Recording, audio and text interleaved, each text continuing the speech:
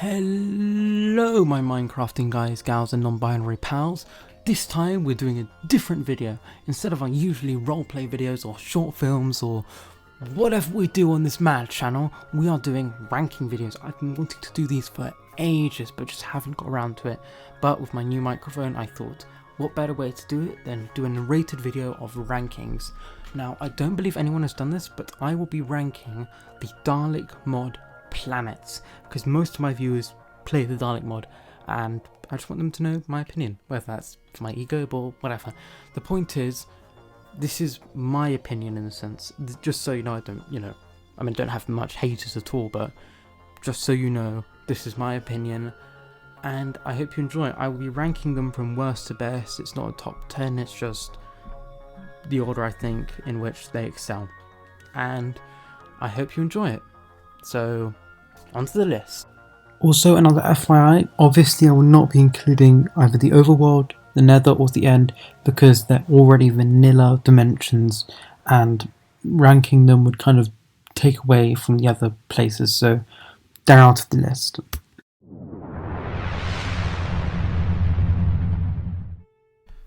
In 9th and last place is Transal. Now, Transal I think it's such a shame because it is such a planet which has amazing potential, but it's just squandered. I remember back in 2013 it was quite an interesting planet because it had gravestones and other cool things, but now it's just very boring. I don't think there's any ores on the planet and it's very laggy because of lava flowing, and it is just incredibly dull and there's no reason to really go there. Unless you really want a top hat from the Whispermen, who are way too overpowered because they're way too fast, they're way too damaging to you, plus they give you withering, which is really hard to combat. I went on DMU with a full set of enchanted diamond armor and died very quickly from them, and it was only one Whisperman. Maybe that just says I'm a bad PvPer, but I'm saying Transal is not a good planet. I hope that they do something with it, because there could be something great on it, like they could add gravestones back in, and they could even add a massive generated structure like the massive TARDIS from Name of the Doctor.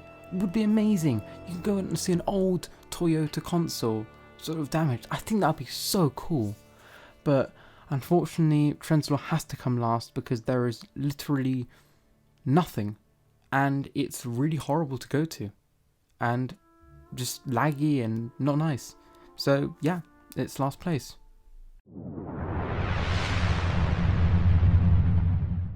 In 8th place is Varus. Now this kinda made me sad because I like Varus. I really do. It's a cool planet, it looks nice, it works nice, it doesn't lag, and it has cool sandstone caves, which I thought was an amazing feature and I love.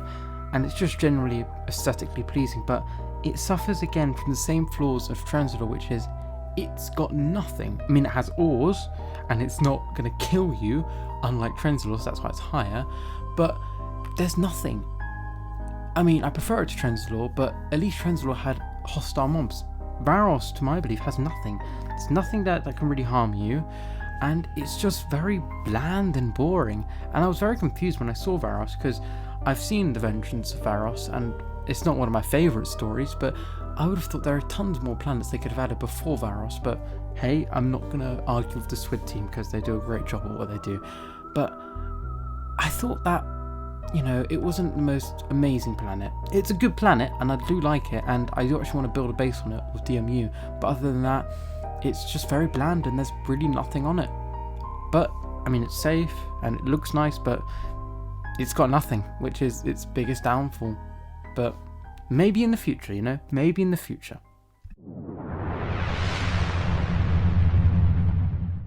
In 7th place is Vortis. Now, I like Vortis.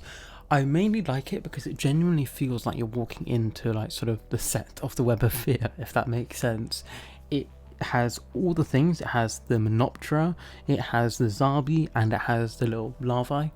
Now, I love all of them so much because the models are gorgeous. The Zarbi looks brilliant and doesn't look as camp as it did in sort of the budget cut of 1963. But the best thing are the Menoptera, because they were, awful bee looking costumes, but they looked amazing in the Dalek mod. Like just the models, the stripes, it just looks so good. The one thing I don't like about Vortis is it's a bit, dulled. I understand it's sort of going grey because it's sort of like black and white, because that was what the Web of Fear appeared into. But I've heard that the Dalek mod are overhauling it to sort of orange, which is what it was supposed to look like. But that kind of makes me sad, because then you're just going to get another Varus and it's going to become even more confusing, because it's Varus and Vortis. I've had to record this like 5 times because I keep mixing up the names. But I do like it. I like the addition of like blue quartz and all the new ores you can get there. And it's generally a very cool place. It would be higher, because I wish, sort of similar to what the Swid team did with sort of making Web of Fear into sort of their own little episode, I wish they had a generated structure, sort of the base of the Zabi, showing sort of the gods where they worship them. But yes, this little dimension in the Isop galaxy of the TARDIS is really brilliant, and I do like it. And unfortunately, I had to go this slow just because there are going to be some good planets coming out now.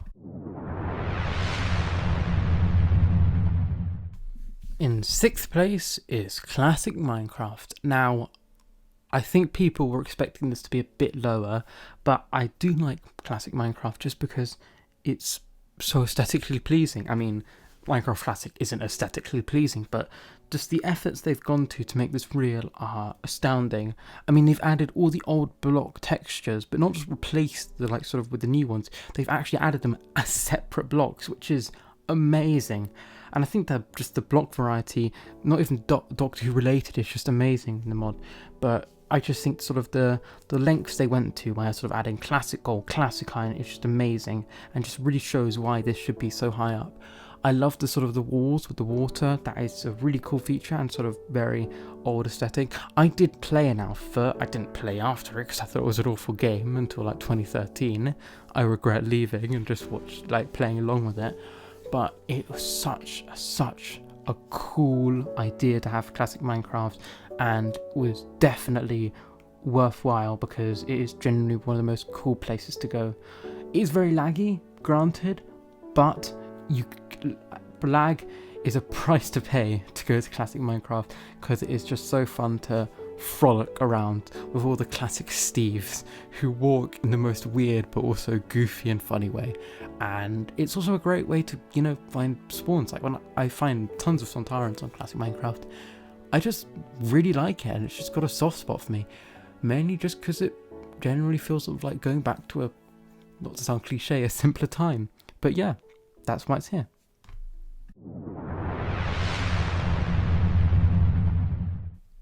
Right, now we're getting to the good ones. In 5th place is the moon. Now, I was so happy.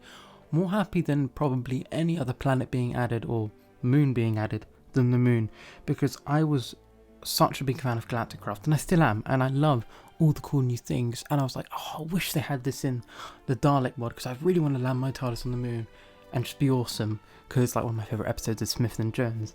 And when they added it, I was beyond happy, and they go above and beyond, as the usual Swid teamness does. And they added the cyber bases with the Mondasian Cybermen, and just the idea of dealing with Cybermen, and it's just so good. Like, it is amazing, and I love looking around for those things because they're just worth it. Plus, you get to go in the old spacesuit from lots of Tennant's episodes, and that just the nostalgia. And probably even hits me harder when I see the Jadoon, because one of my favourite episodes is Smith and Jones, and when I was like 5, I kept on rewatching it, and I just loved the fact that the moon was added.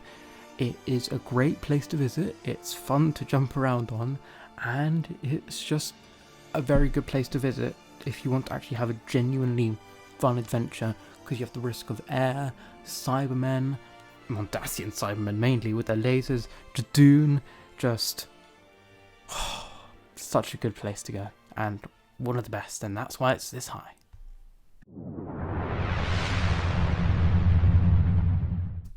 In 4th place is Mars. Now, I was debating putting the moon here, but in the end Mars has to go higher, because it's a nicer looking place, it's more bright, it feels more vibrant, and I think the spaceships are better generated structures than the cyber bases.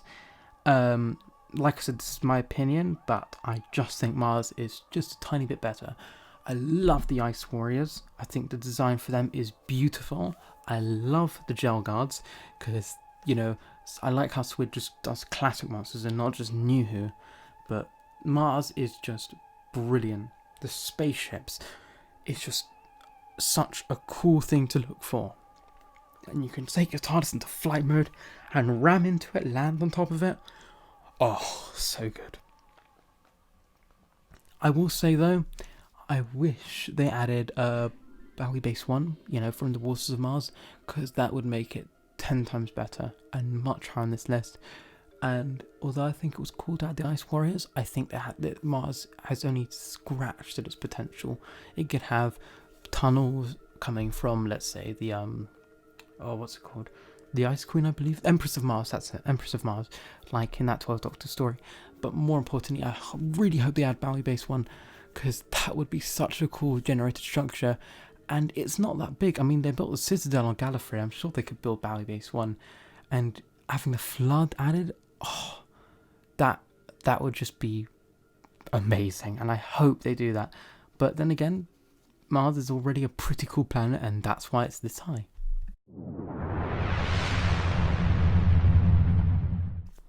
Into the top 3 with third as Scaro. Oh, Scaro is an amazing place to go. I remember I never went onto it in the early versions of the mod because it was so laggy with sand and everything. But now it's such a cool place.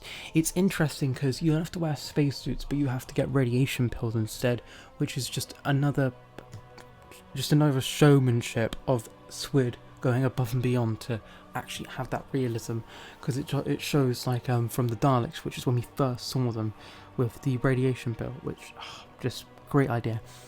And the Asylum of the Daleks, always a cool place to explore and very easily findable and generated. I believe they had to hype them higher because they were very hard to find, which I think is true, but I wish they went a bit lower again because they are quite obnoxious now, just big cubes. But can't complain, I like it. They are very cool things to find, and you actually get to see sort of those crazy looking Dalek models with sort of the swinging around ice stalks. So good. And then, of course, how could I not mention the reason why it's so high? The Dalek mothership. Emperor of the Daleks, I was so happy when they added that. It is an amazing, amazing thing to add. And the models of the Daleks, Mr. Cedric, genius. And there's a reason why this mod isn't called the Doctor Who mod and it's called the Dalek mod. And I think Scaro is one of those reasons. And it is just an amazing place. And unfortunately, in my opinion, it wasn't as amazing as the second place and the first place that's coming up.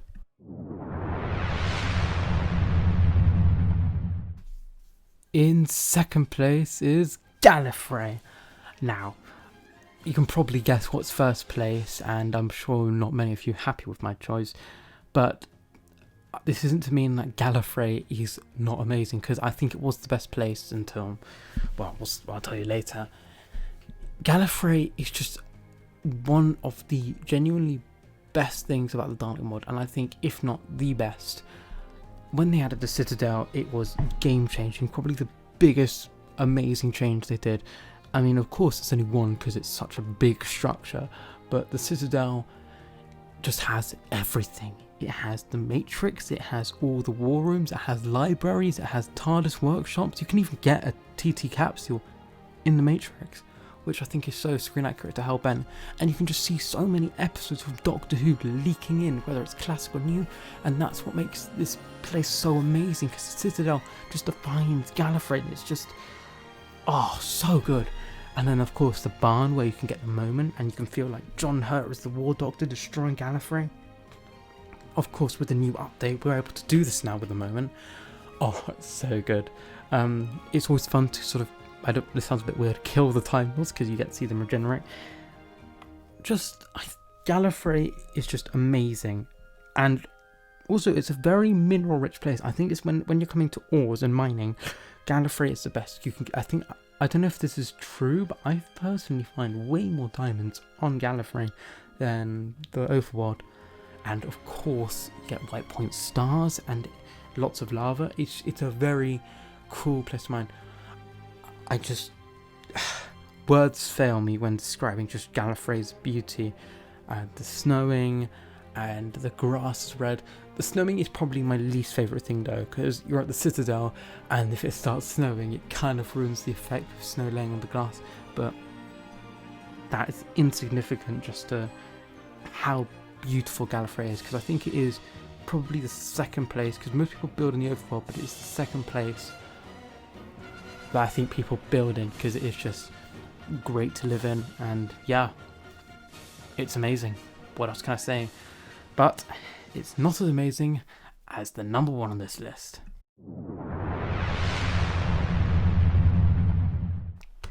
Number 1, Mondas. Oh, the new kid on the block takes it away from Gallifrey in a blink of an eye. Mondas is amazing. I could go on and on and on for the reasons I love it, but I'm just going to stick to the main reason. First of all, it tells a story. You can see just how this planet was a twin brother, as it were, of Earth, and how it drifted away.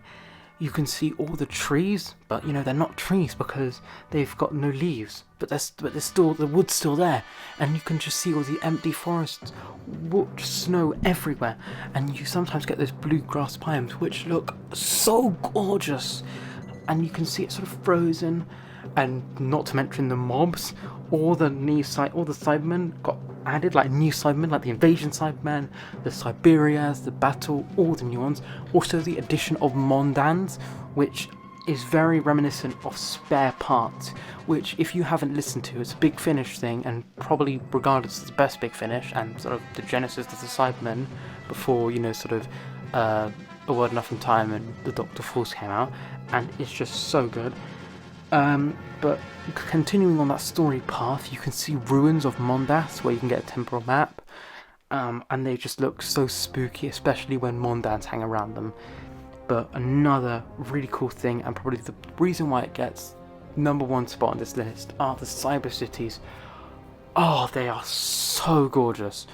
They're very common-ish, and you can actually find them pretty easily by going around levels 30 to 40 around mountain regions. And they're all so unique and cool. They all look amazing. In some rooms they're not there, and some there are. Like they're all very different and unique. And going back to what I was saying about Spare Parts, this is where I think Spare Parts was set in a sense, and it's just so good. And you can see conversion centers. You can see Siberia Cybermen hunt you down, and Battle Cybermen. Oh, just. Mondas is amazing. It may not be as like mineral rich as Gallifrey's, mind you. I don't think it would make much sense if it was, but it still has all the ores I think the overworld does, and it is such a good one. And I'm so happy that the SWID team added it. I was very skeptical at first, saying they should have just made Telos and had the sort of cyber bases. But looking back on it, it would never have been so cool if they added Telos instead of Mondas, because Mondas, like I said, it tells the story of how humans became Cybermen by having ruins of their houses, by having forests completely stripped of their leaves, and having to build underground, and then eventually having conversion chambers and turning them into Cybermen. Oh, just SWID, you really outdid yourself in Update 58, and it's so good. And Mondas is by far my favourite planet. Maybe a planet I want to build on, but it is definitely the best one to explore and just the best one to be on, because it's beautiful, it tells a story, and it's just dynamically the best planet. And that's it. That's my opinion of the listing of all the planets that SWID, Dalek mod, whatever you want to call it, is.